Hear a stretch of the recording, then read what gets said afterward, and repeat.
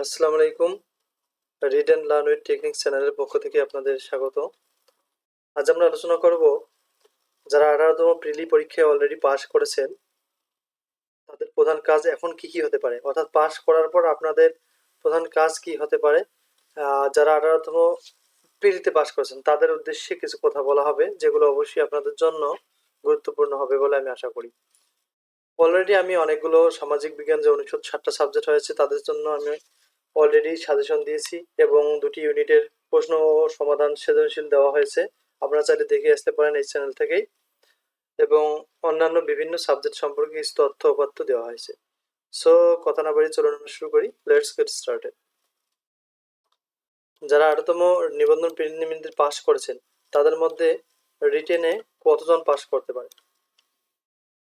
এখন একটি দুঃসংবাদ হলো, আসলে যদিও প্রিলি পরীক্ষায় 35% পাস করিয়েছে, তবুও রিটেনে পাশের হার অনেক কম থাকবে। আপনারা জানেন যে এবারে সর্বোচ্চ প্রিলিতে টিকাইছে 35%। পার্সেন্টের দিক দিয়ে কখনো কিন্তু 35% নিবন্ধন পরীক্ষায় প্রিলিতে টেকানো হয়নি, এবারে সর্বোচ্চ টেকানো হয়েছে। তো এটা ভালো, অবশ্য টেকাইছি, সবাইকে অবশ্য উৎসাহ দিয়েছে। আসলে প্রিলি পরীক্ষাটা একটা প্রাথমিক পরীক্ষা, এটির উপর কোনো কিছুই তেমন ডিপেন্ডস করে না, শুধুমাত্র পাস করলেই হয়, কোনো মার্কসের প্রয়োজন হয় না। কিন্তু রিটেন পরীক্ষাটাই হচ্ছে আসল। আর রিটেন পরীক্ষার জন্য একটা গুরুত্বপূর্ণ পূর্ণ প্রিপারেশন নিতে হবে, কারণ আপনারা জানেন যে নিবন্ধনে আর কিন্তু সিজন জট বা যে কোনো ধরনের কোনো লেট হচ্ছে না, এখন কিন্তু সবকিছুই দ্রুত গতিতে হচ্ছে এবং মানে পাস করার পর আর কেউ বসে থাকছে না। সুতরাং আপনাদের রিটেন পাস করতে হবে, রিটেন পাস করলেই নিশ্চিত জবটা থাকবেই এবং জবটা আপনার হবে। তাই রিটেন পাস করার কিছু কৌশল রয়েছে, যারা প্রিলি পাস করেছে তারা চাইলে ভিডিওটি দেখতে পারেন, অবশ্যই উপকৃত হবেন। ভিডিওটি সম্পূর্ণ দেখার পর কমেন্ট করবেন, আগে কেউ কমেন্ট করবে না। দেখেন কিসের জন্য পাসের হার অনেক কম থাকে, কারণ প্রিলি পরীক্ষায় উল্লেখ করা আছে যে 40+ পেলেই পাস করবে, অর্থাৎ পাস মার্ক আসবে। কিন্তু রিটেনের কোথাও বলা নাই যে কত মার্ক পেলে আপনার রেজাল্ট আসবে, এটি একটি ফ্যাক্ট। অর্থাৎ রিটেনে আপনি 60+ পেয়েও আপনার রেজাল্ট নাও আসতে, কারণ ওদের যতজন লোক প্রয়োজন সে অনুযায়ী ওরা কিন্তু আসলে টেকাবে, এর উপর ডিপেন্ডস করে আপনার সবকিছু হবে। তাই প্রিলিতে পাস যারা পাস করেছেন তাদের যে কাজগুলো অবশ্যই করতে হবে সেগুলো হলো, প্রথম কাজ হলো আপনার সাবজেক্ট রিলেটেড সিলেবাস কালেক্ট করা। যেহেতু এবার স্কুল ও কলেজের অনেক সাবজেক্টের সিলেবাস পরিবর্তন হয়েছে, তাই আপডেট সিলেবাস পড়ুন। আপডেট সিলেবাস জানতে অবশ্যই চ্যানেলটি ঘুরিয়ে আসতে পারেন, এখানে স্কুল ও কলেজের সকল সিলেবাসের আপডেট সিলেবাস দেওয়া হয়েছে, যা আপনারা দেখতে পারেন। কারণ অনেকজন চিন্তায় ছিল যে আমি প্রিলি পাস করবো না করবো, এতদিন কিন্তু তারা রিটেন সম্পর্কে কোনো মানে সচেতন নয়, তারা রেজাল্টের পর থেকে রিটেন সম্পর্কে তারা চিন্তা ভাবনা করতেছে। তাই আপনারা চাইলে সিলেবাসটা আবার দেখে নিতে পারেন। এরপরে কাজ হলো, দেখেন অনেক চ্যানেলে কিন্তু পুরাতন সিলেবাস আছে, কেউ পুরাতন সিলেবাস দেখে নিজেকে বিভ্রান্ত করবেন না, কারণ পুরাতন সিলেবাস থেকে কিন্তু আপনাদের প্রশ্ন হবে না।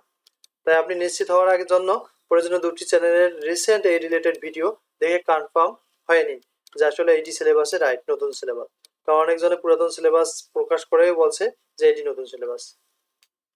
প্রতিদিন একটি করে প্রশ্ন মুখস্থ করা ও লেখা। প্রশ্ন তো মুখস্থ অনেকে করতে পারে, কিন্তু আসলে লেখার দিকে মনোযোগ দিতে হবে, কারণ ওই সময়ের মধ্যে লেখা কমপ্লিট করাটা খুবই রিস্ক হয়ে যায়। তাই লেখা কমপ্লিট করার জন্য অবশ্যই প্রতিদিন প্রশ্ন পড়তে হবে এবং লিখতে হবে। মনে রাখবেন আপনি কিন্তু 90 থেকে 95% প্রশ্ন কমন পাবেন। শুধু কমন পেলে হবে না, লেখার সময় মেনটেন করতে হবে। এজন্য বাসায় প্রশ্ন লেখার জন্য সময় ভাগ করে নেবেন, তাহলে সকল প্রশ্নের উত্তর পরীক্ষা করা সম্ভব। সময় ভাগ করে নেওয়া বলতে এখানে বোঝা যাচ্ছে আপনার যদি 10টা প্রশ্ন লিখতে হয়, 10টা প্রশ্নের জন্য কতটুকু সময় পাবেন এবং একটি প্রশ্ন থেকে কতটুকু সময় পাবেন সেই অনুযায়ী আপনি যদি বাসাতে প্র্যাকটিস করেন তাহলে পরীক্ষার হলে গিয়ে আপনাদের সময় নিয়ে কোনো ধরনের সমস্যা হবে না। প্রশ্নের উত্তর বেশি বড় করার প্রয়োজন নেই, অল্প লেখেন কিন্তু লেখার কোয়ালিটি ভালো করেন, তাহলে দেখবেন যে আপনি রিটেনে পাস করবেন। অত বেশি প্রশ্ন অনেক পেজ লেখার কোনো প্রয়োজন নেই, অনেকজনে 20-25টা করে পয়েন্ট লেখে কিছু কিছু সাবজেক্টে, এত পয়েন্ট লেখার দরকার নেই। আপনি 10 থেকে 12টা পয়েন্ট লেখেন, লেখা সুন্দর করেন, রেজাল্ট আসবে। যদি নতুন সিলেবাস হয় অর্থাৎ সিলেবাস পরিবর্তন হয়েছে, তাহলে সিলেবাসের যে কন্টেন্ট গুলো আছে যে রিলেটেড প্রশ্নগুলো খাতায় লিখে পড়া শুরু করুন নতুন সিলেবাসের জন্য। অনেকে বলতেছে সামাজিক বিজ্ঞান অনুষদের 7টা সাবজেক্টের বই পড়তে হবে এবং সিলেবাসের সৃজনশীল কোশ্চিন হবে বলা আছে, কিন্তু নতুন কোনো বইয়ে সৃজনশীল প্রশ্ন পাওয়া যাচ্ছে না। এমত অবস্থায় আপনাকে নতুন বইয়ের থেকে আপনার যে টপিকগুলো সিলেবাসে আছে সেগুলোর থেকে লক্ষ্য করা যে কোন প্রশ্নগুলো গুরুত্বপূর্ণ এবং কোন প্রশ্নগুলো পূর্বে আরো পরীক্ষায় এসেছিল ওই সিলেবাসে যে কন্টেন্ট আছে ওই কন্টেন্ট থেকে দেখতে পারেন। আর সামাজিক বিজ্ঞান অনুষদ যারা 7টা সাবজেক্ট রিলেটেড আছে তাদের সম্পর্কে অলরেডি এই চ্যানেলে ভিডিও দেওয়া আছে, আপনারা দেখে আসতে পারেন। ওখান থেকে জ্ঞানমূলক যেমন সংজ্ঞা জাতীয়, সাল জাতীয় কিছু প্রশ্ন, অর্থাৎ আপনি প্রশ্ন পড়লেই বুঝতে পারবেন যে কোন প্রশ্নটি জ্ঞানমূলক হতে পারে, সেগুলো খাতায় লিখে রাখুন। কলেজ পর্যায়ে যারা রিটেন পরীক্ষা দেবেন তাদের জন্য আরো কঠিন রিটেনে পাশ করা। কিসের জন্য পাশ করা কঠিন? তা হলো এর কারণ আমরা যদি গত 17তম নিবন্ধনে দেখি যে ওখানে প্রিলিতে পাস করেছিল প্রায় 70,000 কলেজ পর্যায়ে কিন্তু, আর রিটেনে পাস করেছে মাত্র 5,000। তাহলে ভাবেন রিটেন প্রিপারেশন কত হার্ড হবে। তাই রিটেনের প্রিপারেশন নেওয়ার জন্য অনেক পরিশ্রম করতে হবে। আর রিটেন পরীক্ষাই হলো নিবন্ধনের ক্ষেত্রে আসল পরীক্ষা, কারণ রিটেনের পাস করলেই আপনার জবটি হওয়ার 90% সম্ভাবনা থেকে যায়।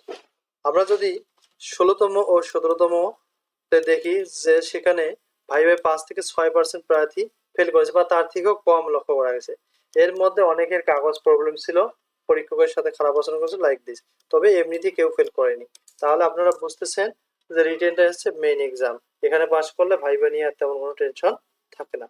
সো যদি ভালো লাগে প্লিজ সাবস্ক্রাইব করবেন এবং লাইক করবেন। এই ধরনের ভিডিও বানাতে অবশ্যই আমরা ইন্সপায়ার হব তাহলে। So thank you for watching this video. See you on another video.